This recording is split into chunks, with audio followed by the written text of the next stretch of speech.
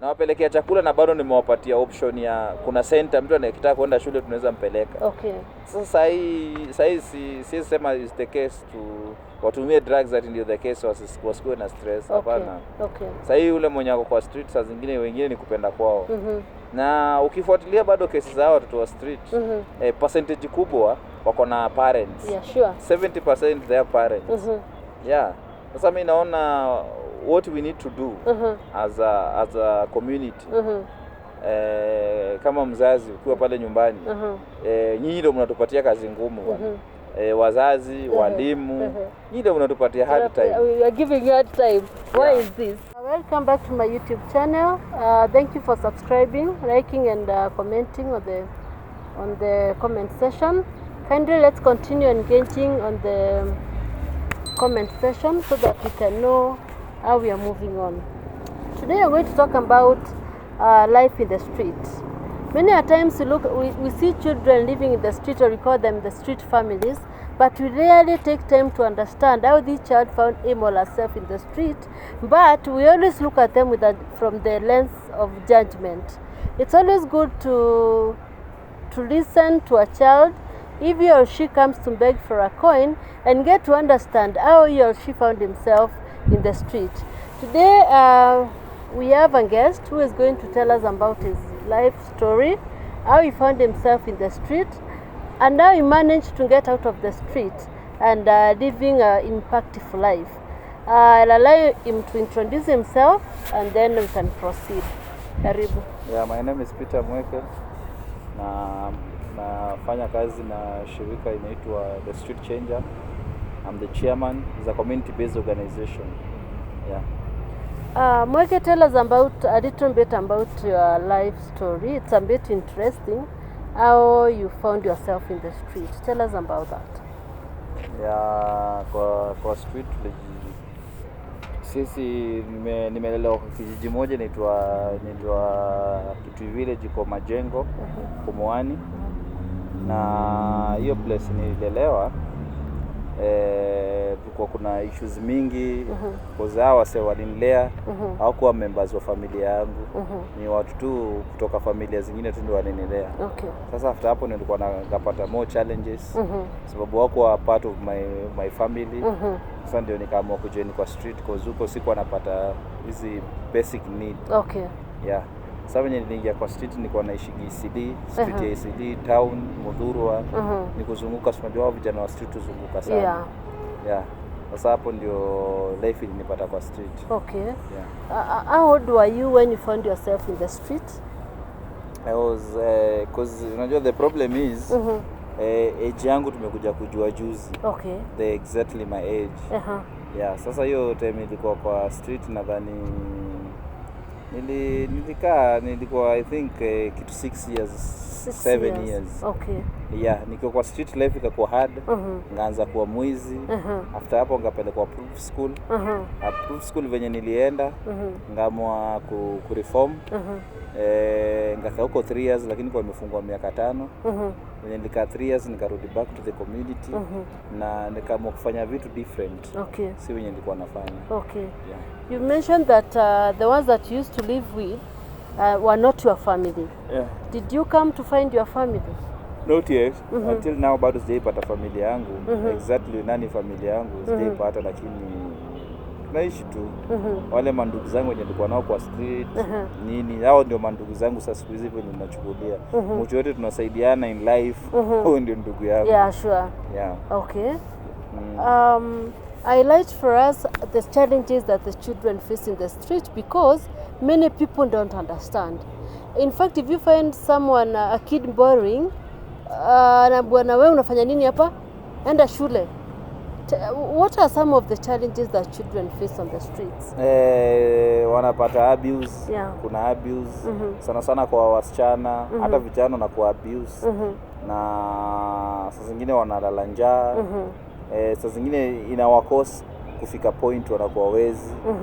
Yeah, na saa zile mvua inanyesha, ile life wanaonanga wakiwa kwa street ni difficult sana, ndio unapata saa zingine unawapata kuna behavior zingine mbaya wanafanya. Okay. Kuna kitu na wa drive. Okay. Yeah. Kwa street, we know that there are a lot of drugs and substances. Tell us about that.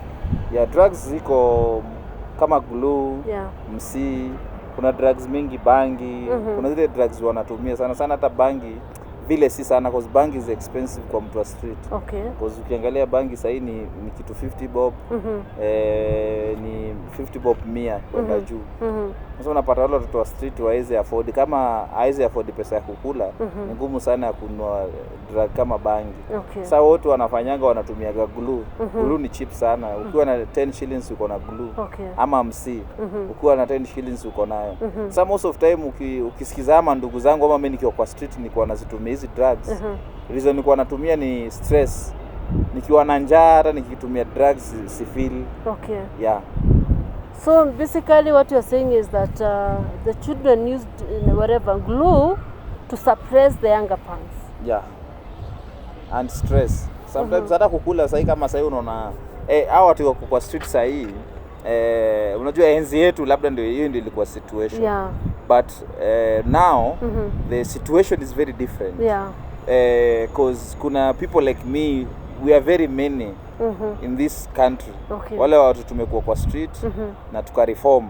Tuko wengi sana na we are trying to our best to kusaidia wale watu ulikuwa nao kwa street. You don't work far, unawakili the place where ulikuwa kwa street. Okay. Sasa sasa leo unawaambia ama ndugu zangu, hii ndio njia na mimi nilikuwa hivi, wanakusikia. Sasa in this case sasa siwezi sema ile kitu na drive sana kukua kwa street ati watumie glue sababu kuna stress. Hapana. Hakuna stress sasa. Wengine ni wanawisha wenyewe kwa street. Okay. Kwa kama sasa ukiangalia tuko na programs tunawapatianga chakula. Kama every Sunday mimi hupelekea chakula na siwapelekee chakula ndio waishi hapo. Yeah. Na wapelekea chakula na bado nimewapatia option ya kuna center, mtu anayetaka kwenda shule tunaweza mpeleka. Okay. Sasa siwezi sema is the case to watumie drugs that ndio the case wasikuwe na stress. Hapana. Okay. Sasa ule mwenye ako kwa street saa zingine wengine ni kupenda kwao. Na ukifuatilia bado kesi zao watoto wa street, percentage kubwa wako na parents. Yeah, sure. 70% their parents. Yeah. Sasa mimi naona what we need to do as a community.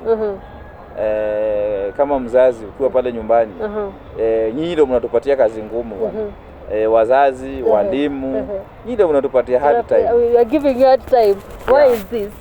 Yeah, because kama mnaweza fanya kazi yenu vizuri, I think tunaweza maliza watoto wa street. Yeah. So in short, it's very surprising that 70% of the children in the street have families. Yeah. And these are not street families. Yeah. What makes the child run away to the street from the family? Because there must be lazima kuwe na chanjo. There must be a problem somewhere. Are we treating the symptoms? Mimi wote kitu nimeona na most of cases unapata hii separation. Hii sijui baba anaishi na bibi mwingine, mama anaishi na bibi mwingine huko. Hii inaleta mambo, hii ndio inaleta hii confusion. Watoto wanakuwa confused. Na wakuwa confused, the only place to run is to come to street. Sasa mimi hizi issues za bibi na bwana, wacha siku ni za bibi na bwana. Watoto ni innocent. They are very innocent. Kuwa mekia life yao ikuwe hard is not good. Wengine nao ni watoto, wengine ndio criminal bado. Wengine sasa ni wakora. Hatuwezi sema wote ni wazazi ndio wanachangia. Watoto wengine ndio wakora. Sasa kama hao tuachie sisi tutadili nao kwa sababu sisi tushakuwa wakora. Sasa tunajua venye tutadili nao.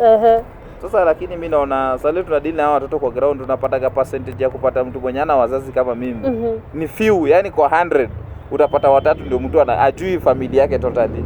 For real, like is for real. Ajui kwa 100 utapata ni watatu. Okay. That's a shocking revelation that out of 100 children in the street, only 3 do not have a family history. Yeah. What are we supposed to do with the other 97? 97, I think tunastahili tu wazazi na community, the society. Unajua zamani watoto walikuwa society. Sure. Lakini saa hii mtoto ni wako. Mtoto wako hawezi kuzona jirani. Sasa mimi naona the same problem yenye tuko nao watoto wanachoma shule. The same problem yenye inastahili tutackle bado ni venye watoto wanaenda kwa street. Wanaenda hapo kwa street. Kwa hivyo mimi naona bado tu ni mimi boli yangu ndarusha tu kwa wazazi. It goes back to the family. Mtoto acha kuwe ni wa community. Mtoto akiwa wa community hatafanya kitu mbaya nikiwa kwa barabara. Sure. Lakini mtoto akiwa ni wako kwa nyumba yako hatafanya, lakini huko nje atafanya. Sasa hata wengine waenda kwenda kwa street, wengine wanaenda kwa wezi. Na wakiwa wezi wengi wanauliwa. Kwanza hii rika ndogo. Hii rika ndogo unajua wanauliwa wengi bana. So it narrows down to the family setup, and as Mweke has said, previously a child used to belong to the community, but as per year now a child it belongs to only his parents, and that way there's a lot of misconduct, as he has mentioned, the burning of schools and all that. Again, he has mentioned that one of the reasons why the children run into the street, it's because of dysfunctional families. As a parent out there, if you decide to go making babies, be responsible enough to raise these babies in the right way, because you'll be answerable to God, not even to men. You'll be answerable to God on how you raised or brought up that child. How long did it take you to reform Mweke? It take long. Kama nilifika point niende unajua most our watoto wa street wagani steps. Wanaenda in steps. Wakati wewe ni mtoto mdogo ukibeg unapewa. Lakini the more una grow, the more bado community haiwezi kuofa. Sasa wanaenda wakigrow, wanaenda wakikuwa wezi. Because akikubeg huwezi mpatia. Lakini akiwa mdogo uko unampatia. Sasa wanaenda wakigrow. Sasa naona it take long ndio ni change, because ilibidi nipelekwe kama approved school nikakaa huko miaka 5. Nilikuwa nimefungwa miaka 5 lakini nikakaa 3 ndio nikatoka. Ngarudi kwa community. Na si lazima ichukue miaka. It's your choice. If you want to change, it's your choice. Sure. Any day, any time, you can reform. Sure. If you have that vision, you can reform.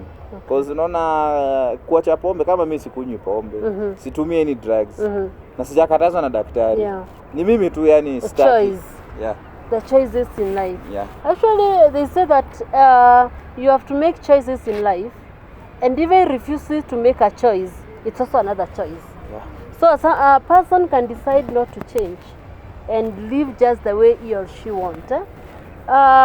Mweke talk to a person out there who doesn't understand a child living in the street. Watoto wa street tu ni venye tunawaona, na ni watu wana go through a lot. Hata kuna wale ni wako day shift.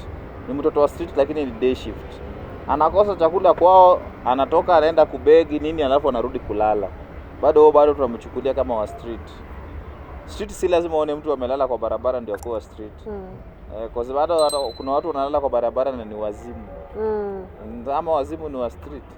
Hatuwezi jua. Sasa I think it's high time sisi kama community tukue responsible kwa wale watoto wenyewe. Mtoto yoyote ako karibu na wewe, kuwa responsible.